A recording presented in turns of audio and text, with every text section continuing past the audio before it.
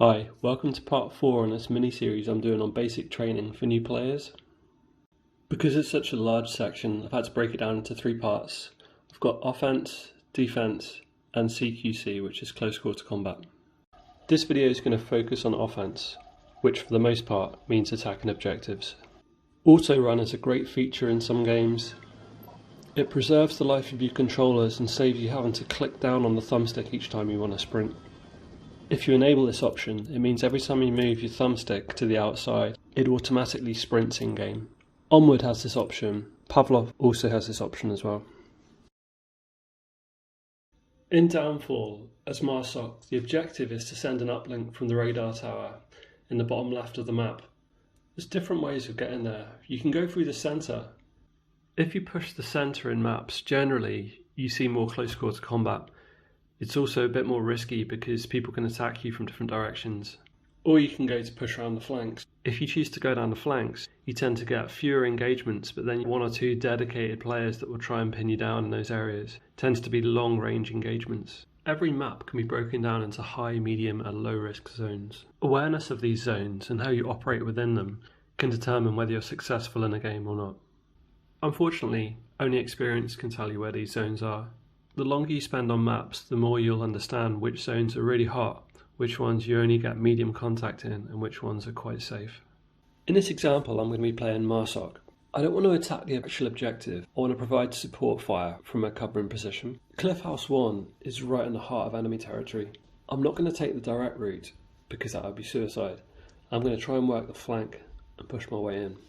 I'm going to have to advance through some medium and high risk zones. I'll need to make good use of hard cover.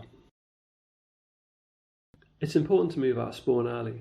This eliminates the risk of enemies setting up kill zones to restrict your movement early in the game. In this example, I showed 2 popular places where the enemy can set up a kill zone.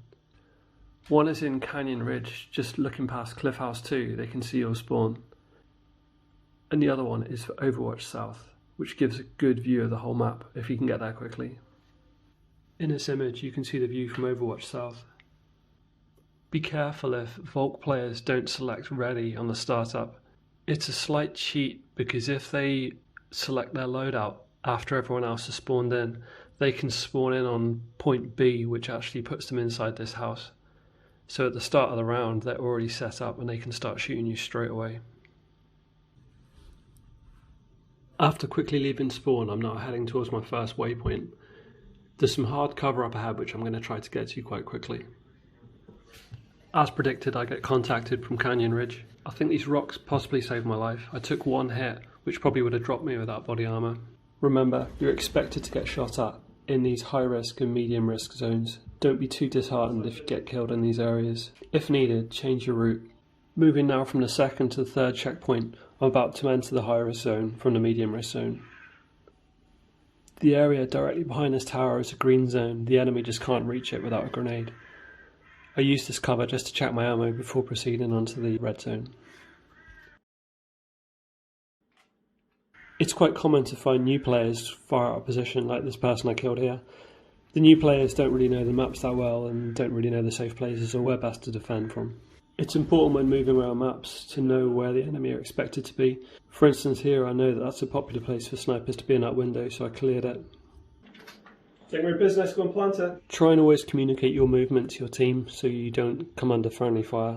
Here you can see the importance of no-scoping and shouldering your rifle without having to actually aim down the sights. We'll talk more about this in the close quarter combat section later. Once I've achieved my own personal objective of getting to Cliff House 1 and securing it, I can set up an Overwatch overlooking the objective, so hopefully our team can go on and win the game. In the next video we're going to look at defensive movement. Thanks for watching.